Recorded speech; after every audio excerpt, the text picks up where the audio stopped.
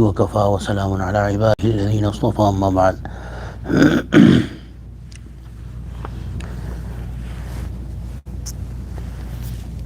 So I'm saying this to myself, and we should, because I was late today myself, so I can say this comfortably, that we should be particular about reaching on time, inshallah. I'm saying this to myself first and foremost. Then what is the right of Allah upon us, and how much do we try to fulfill it? There are things, there are demands from outside, our family and everything.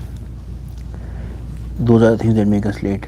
But we should think, there was somebody, a woman, I remember reading somewhere that a woman asked a sheikh that I used to pray all nawafil and everything, walaikum salam, and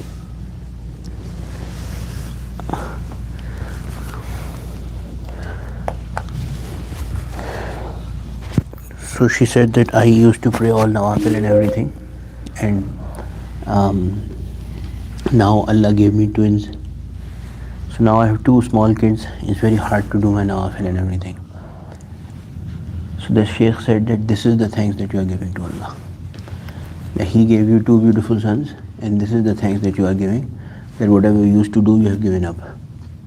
So whatever responsibilities we have, we should think that they are also a blessing of Allah. We have responsibilities because we have family, we have responsibilities because we have work, we have responsibilities because we have other things that are all given to us by Allah. So in taking care of those responsibilities, and I'm sincerely addressing myself because I know what happens with me, I am very poor in this regard as well, that in taking care of those responsibilities, I should not delay the right of Allah, or I should not prioritize anything else over the right of Allah.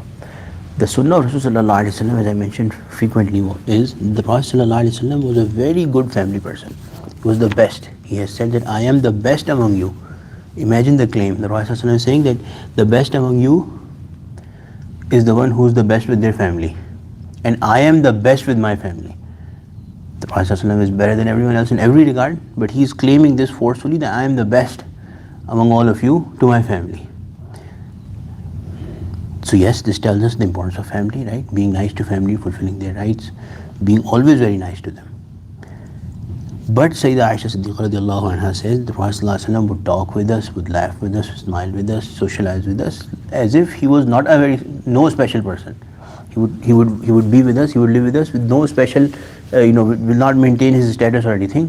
But when the time for prayer would come, he would leave as if he never knew us. He does not even know us. He would just get up and leave for prayer. So I'm not talking particularly only about family, but family is the most important. But if family, the Prophet ﷺ's behavior and attitude with family compared to Salah was this, then what should be our ways, or what should be our attitude with when the comparison comes between coming to masjid on time and other things. Yeah, I was thinking, what masbooq is? Masbooq is somebody who is left behind. So when Imam says salam, they have 1 or 2 rakat to complete, right? So I had 3 rakat to complete today. May Allah forgive me. So I was thinking that the salasil, they have their own names, right? Silsila Chishtiya, Naqshbandiya, Qadriya. So our silsila is silsila masbooqiya. Everybody has some rakat remaining, and they are completing their rakat. So this is a majlis of silsila masbooqiya today. Astaghfirullah. Anyway.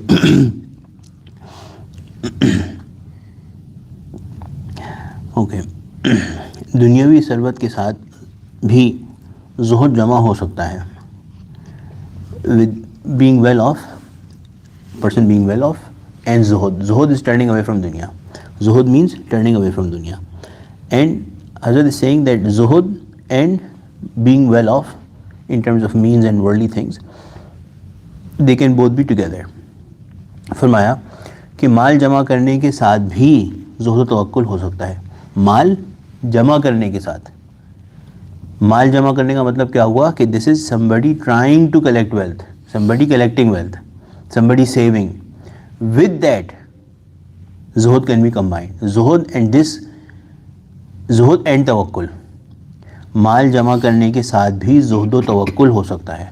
ज़ुहद and तवक्कुल can be together with this state of collecting wealth, जिसकी सूरत यह है कि माल के साथ पहली बात दिल ना लगाए. One should not attach their heart to the wealth. एक सूफी थे कराची में, कहते थे कि माल जेब में हो दिल में ना हो. इसीलिए हमारे बाद शायद कहते हैं कि जेब जो है वो दाईं तरफ होनी चाहिए. खैर वो तो अपने अपने मिजाज की बात है कि the pocket should be on the right side, should not be on the heart. But anyway, heart is in the centre, so it's fine.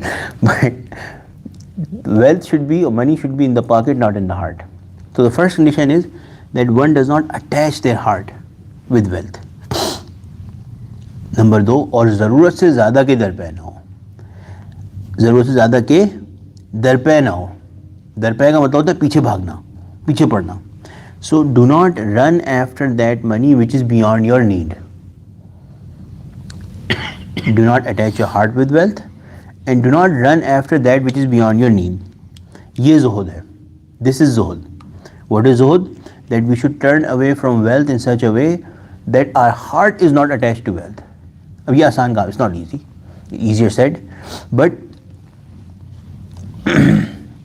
a practical way of achieving it is to develop the love of Allah. When you develop the love of Allah, then every other love becomes dwarfed, wealth included. So when you have more love for Allah, then the love for wealth will be dwarfed in front of the love of Allah subhanahu wa ta'ala. Cultivate the love of Allah subhanahu wa ta'ala, you will get this. That who does not like wealth? Everybody likes wealth. Allah has given this general principle in the Quran that this has been beautified for you. These things of the world, including wealth, heaps of gold and silver and rides and all of these have been made beautiful for you.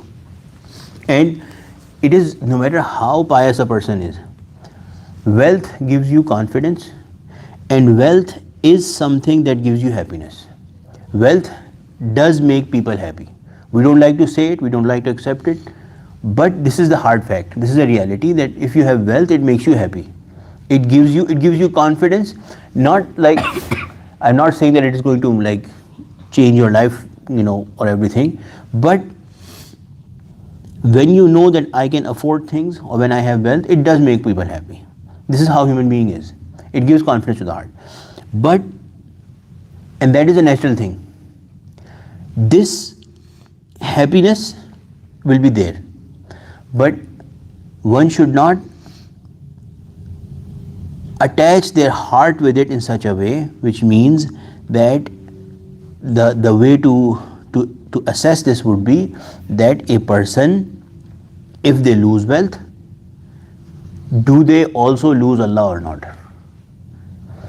If they lose something, for example, somebody steals their money, or they have a loss in their project or their business or whatever, do they lose their connection and their regard and their respect for Allah as well? If that is the case, then that means the heart was too much attached with the wealth, too attached with the wealth. If that does not happen, or if Allah does not give some money, a person becomes poor or remains poor, and they start questioning Allah, then that means the wealth is more beloved than Allah. But if in either of these two states they are connected with Allah and happy at the decision of Allah ultimately, there is natural pain, there is natural feelings of hardship, but at least intellectually, if they know that this is the decision of my Allah, I lost wealth, or I did not gain wealth, or I do not have enough wealth, then this condition is qualified, that their heart is not too attached with wealth. Second thing is that one should not run after that which is beyond their need. Now, अगर बग़ैर तलब व इन्हिमाक के ज़रूरत से ज़्यादा सामान हक़ ताला अता फरमा दें, तो ये भी ज़ुहद के ख़िलाफ़ नहीं. I think one relation that comes to mind, Hazrat Umar radiallahu anh, the Prophet sallallahu alaihi wasallam gave him something. He said, Ya Rasulullah sallallahu alaihi wasallam, give it to someone who is needy. I'm not poor right now, I don't need this. Give it to someone who is needy. The Prophet sallallahu alaihi wasallam told him that, Umar, take this and make this a principle, that whenever something comes to you without you running after it, without you demanding it, without you seeking it, then consider it a gift from Allah and keep it, use it. Or if you think that there is someone else more needy, then give it to him or her, but accept it as a gift from Allah. And if something, you don't have something, don't think about getting it. Don't bother yourself that, oh, I want this, I will work towards getting this. We are talking about things that are beyond our need. The needs that have been placed upon us by Allah subhanahu wa ta'ala, we have to work for them. This is all about things beyond our needs. So basic needs, what are the basic needs of a person?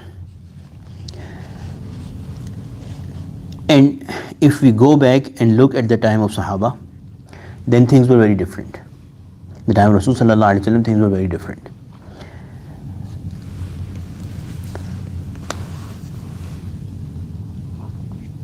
Based on time and based on the general strength and capacities of people, needs to change. Those people were such that they, Hazrat Umar radiallahu anh, would sleep under a tree and would not care. Can any of us do that? And we are traveling and we just sleep under the tree.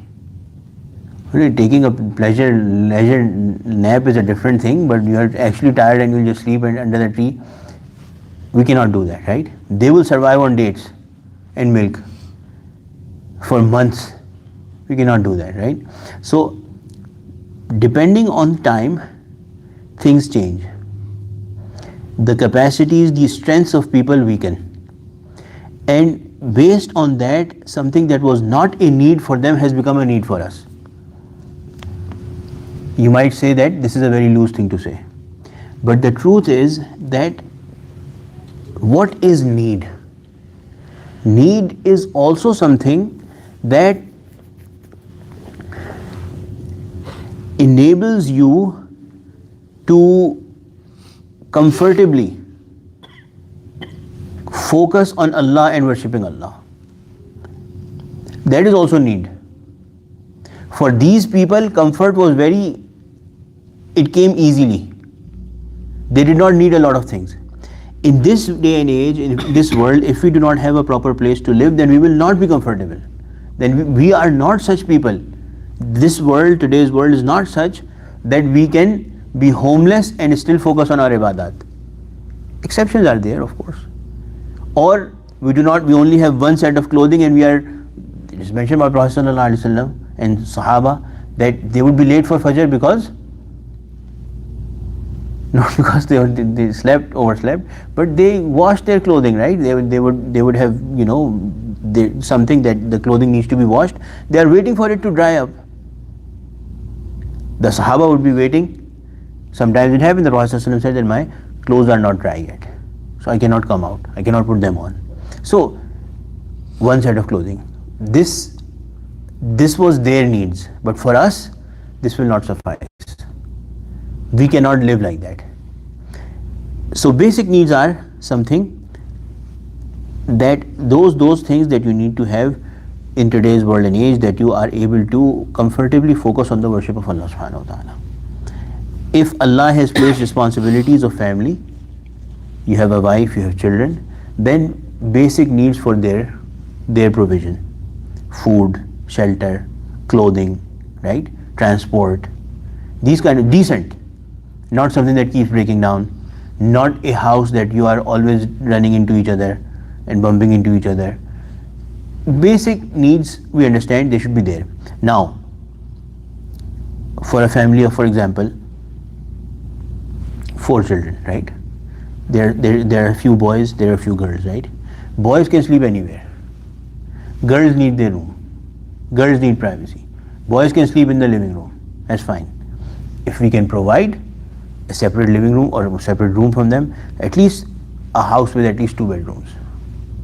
A decent salary with which you don't have to worry about putting food on the table, or something that you are basically. So these days I say that if you are earning at least $100,000, then that's the point where you should not think about more. At least $100,000 these days. Similarly, you should have a decent car. No need for a Mercedes or a Audi or a Porsche, but at least some nice Toyota or Honda, something that can comfortably, reliably take you from here to there. transport, house, at least 2 bedrooms, 3 bedrooms you should have. If you have boys and girls, then you should preferably have 3 bedrooms at least. Then clothing, at least 5 to 6 sets of clothing should be there, because one thing is to barely survive, and one thing is that if you are a person of deen, then it should be, I'm not saying that one should feel deprived if they don't have this. I'm not saying this, but I'm saying this, that what is the point where we start thinking that my needs have been met? So up to this level, one should work to get these things. If they are not making 100,000 at least, then they should work to get to that level.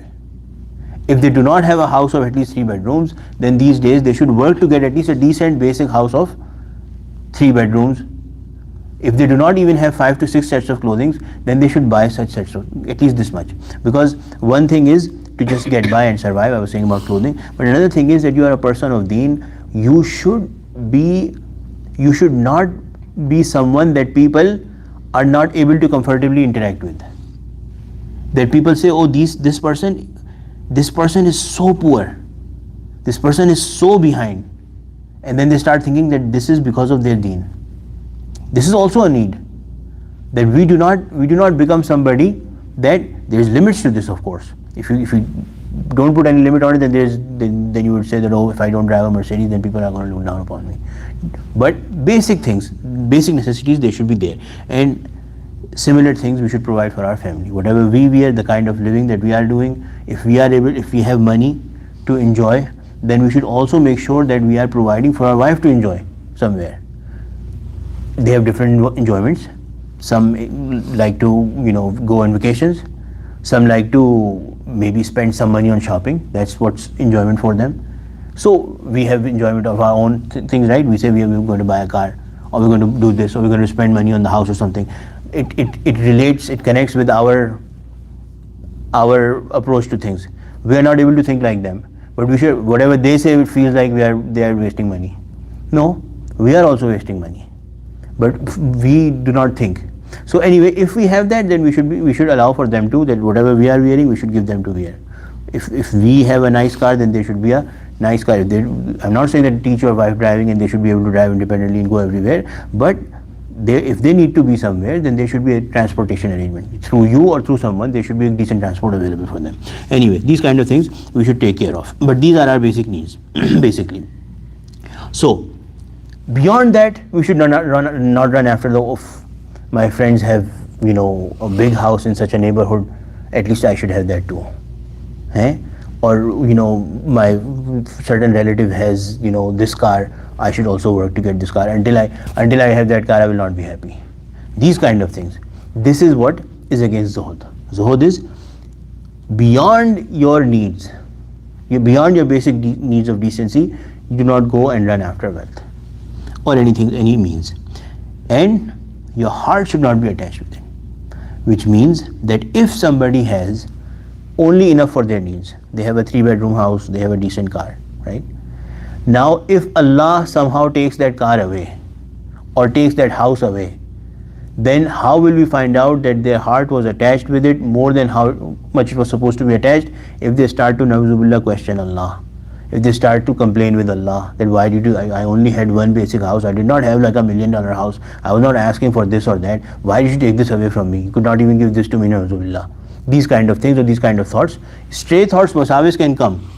We have to forcefully suppress them, think about something else. But consciously, actively, actually thinking these things, then this is that your heart was attached with the wealth and means.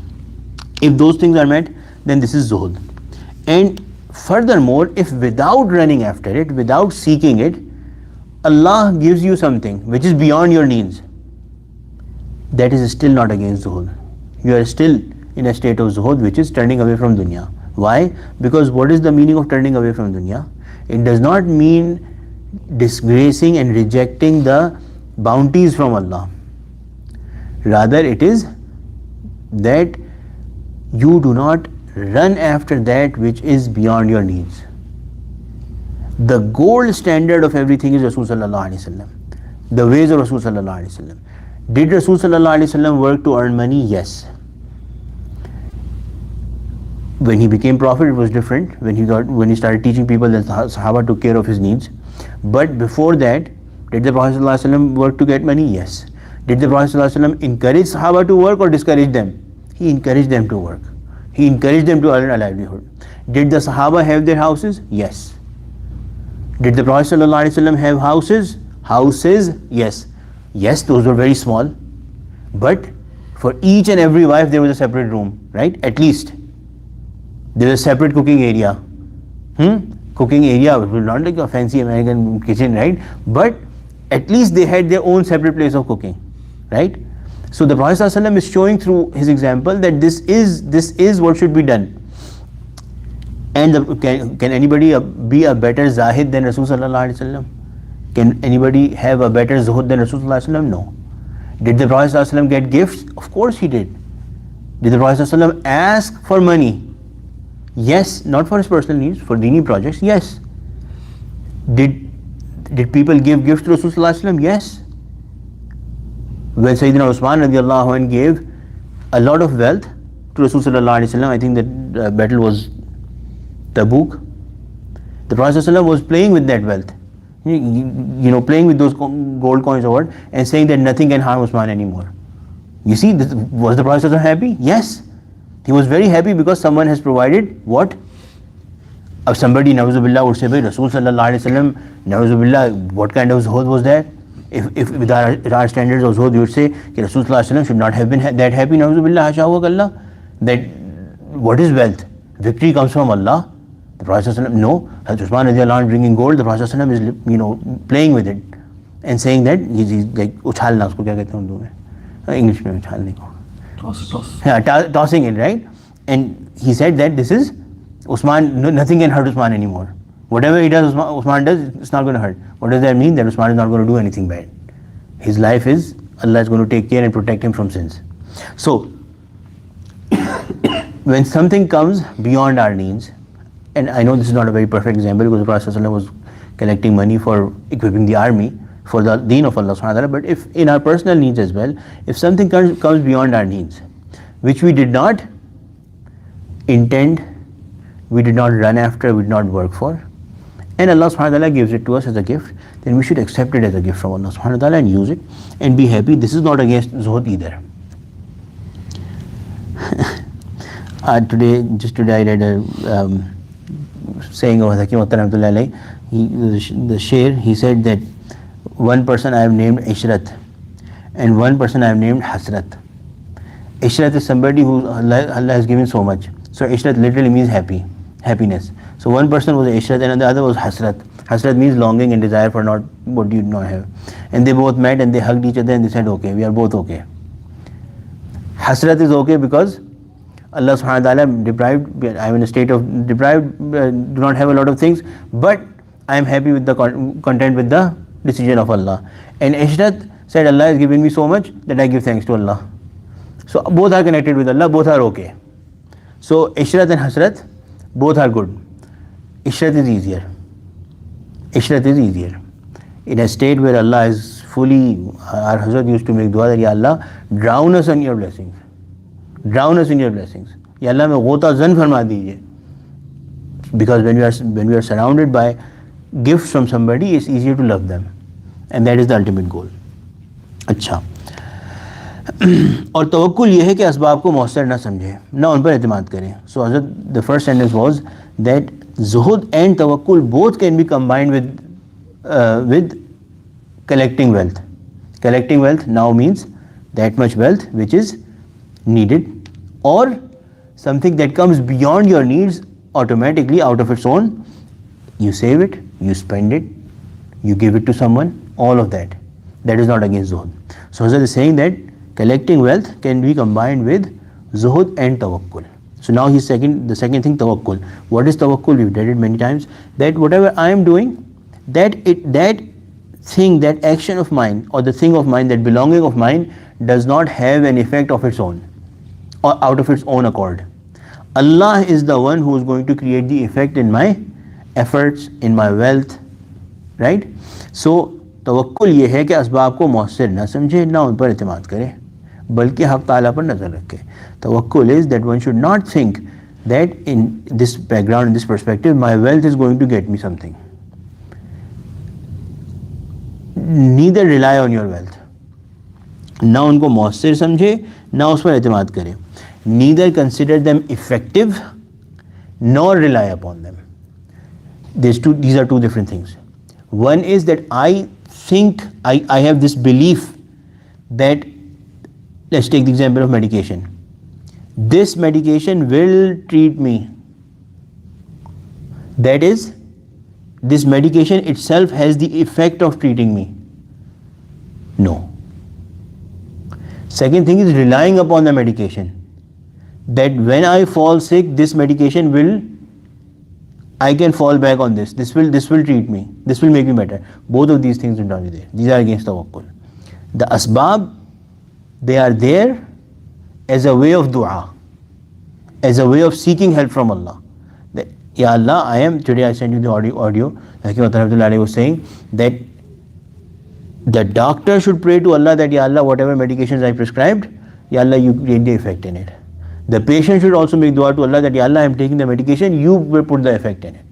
So, ना असबाब को मौसर समझे, ना उन पर एतमाद करें. Neither consider them to be independently effective on their own, nor rely upon them. For both of these things, Allah is the musabbib. Allah is the one who creates the effect in the sabab.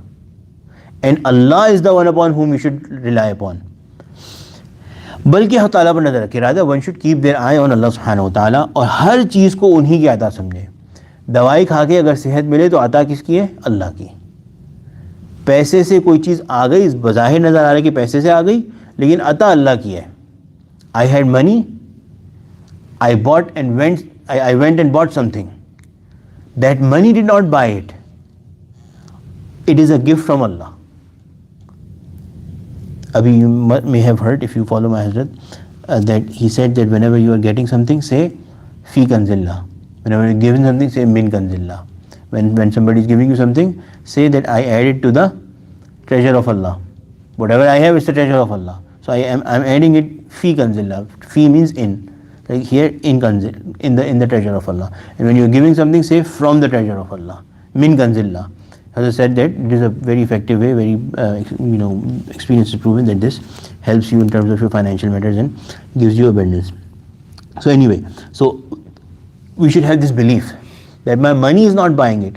In my money being effective, there is the will and command from Allah. Abhi, the audio that I sent, he was saying that I asked Allah, I made dua to Allah that, Ya Allah, I am taking medication, but make my pancreas such that it creates appropriate amount of hormone so I can eat mangoes.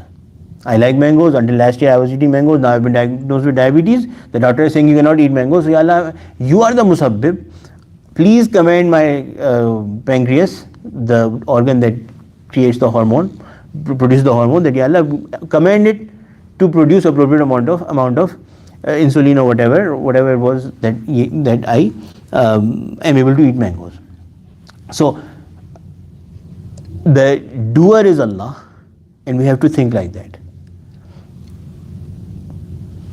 Will I not go to the market and not spend money because the doer is Allah? No. I will go to the market, I will spend money, but the belief has to be on Allah, that the money is not buying it. It is Allah who's enabling and putting that effect on the money. And this is the reason why we have to rely upon Allah. If Allah wants, a small amount of money can buy big things, and this happens. We've all pretty much experienced this at some point in our life, that we didn't have a lot of money, we didn't think it was possible, and Allah made it possible. And sometimes what happens is that thing is done, but it does not show its effects. Things go back in reverse. So reliance should be upon Allah. So for tawakkul, tarke asbab or tarke mulazimat zaruri nahi. Tawakkul on reliance does not need that a person totally puts the means on side. No. The concept should be clear that my means are not doing anything and I cannot rely upon them. But I have to use the means. Tarke asbab means not using any means. And tarke mulazmat, giving up your employment, not being employed because Allah is going to take care of me. That is not tawakkul. Tawakkul does not require that you give up all means and you give up all employment. That is not required by tawakkul. Rather, tawakkul is two things. One is that we do not consider that this thing has its effect. Allah is the one who creates. Allah's command comes, then it does its job, whatever we see it doing. And second thing is the reliance should be upon Allah. The trust should be in Allah that Allah would give it, then it will do it. If not, then it will not do it. Enough, or should we read more? Really? Yes? No?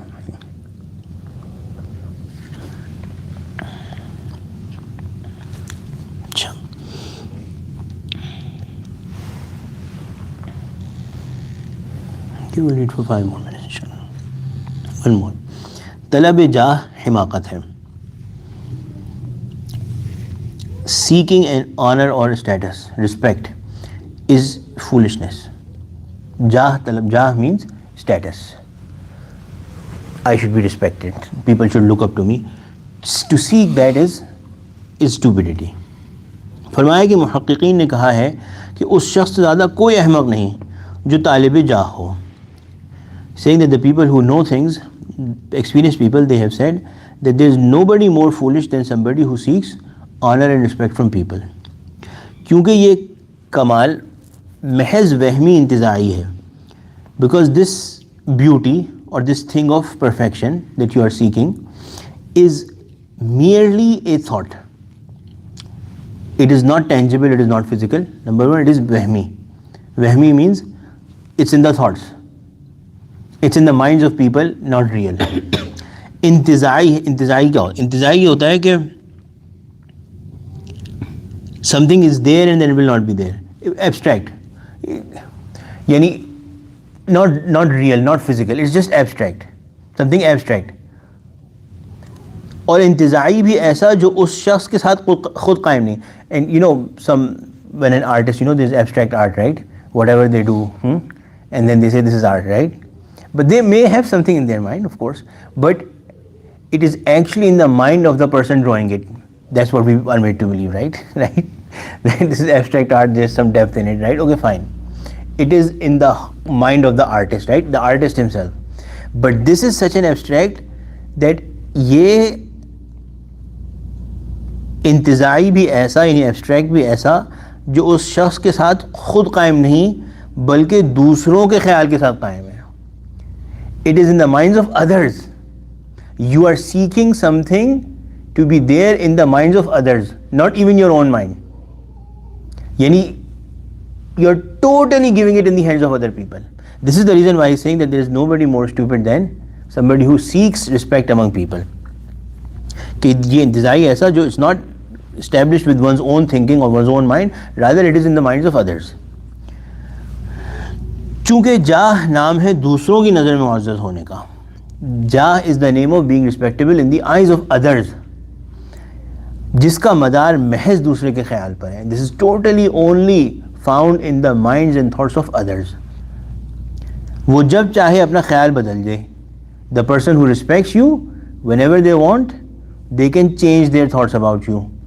तो सारी जाह खाक में मिल जाती है. All of your status, your happiness, your pleasure, something that you were building upon, all of that goes down the drain, all of that becomes mud.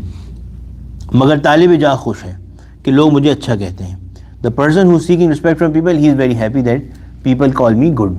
You don't know what their thoughts, when their thoughts in an instant they can change. बस एक नक्स तो जाह में ये है कि वो सरासर दूसरे के ताबे है. So the first fault, first drawback with seeking respect and honor with others is that it is, the first thing is it's totally under the control of someone else. यानी वो ऐसा कमाल नहीं जो अपने कब्जे का हो. It is not something that is under your control. It's not something that you control or you own. दूसरा नक्स ये है, the second fault is कि उससे जो नफ़ा हासिल होता है वो महज वहमी है, यानी बड़ाई और इज़्ज़त. The benefit that you get from it, that is also only thoughts, only in your head, nothing material. यानी you think that I have become honorable.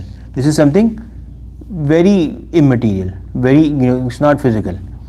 क्योंकि बड़ाई और इज़्ज़त से ना घर में रुपया आता है ना जायदाद बढ़ती है. बस महज दिल खुश कर लो. When people respect you, it does not mean that you are, if you get money, that's physical, something that's coming in your heart. You buy a property, that's something physical, right? But these things, They are not. They are just in the heads of people. So there's only a happiness of the heart, and that's it. And it's so immaterial and so yani, here today, gone tomorrow. You cannot control it. So a person who seeks this is very foolish. May Allah protect us. Ameen ya Rabbal Alameen. Rabbana taqabbal minna innaka antas samiul alim wa tub alayna innaka antat tawwabur rahim. Sallallahu ta'ala ala khayri khalqi sayyidina wa ala Muhammad wa ala alihi wa sahbihi ajma'in. Amin ya rabbal alamin. Any questions related to today? Okay.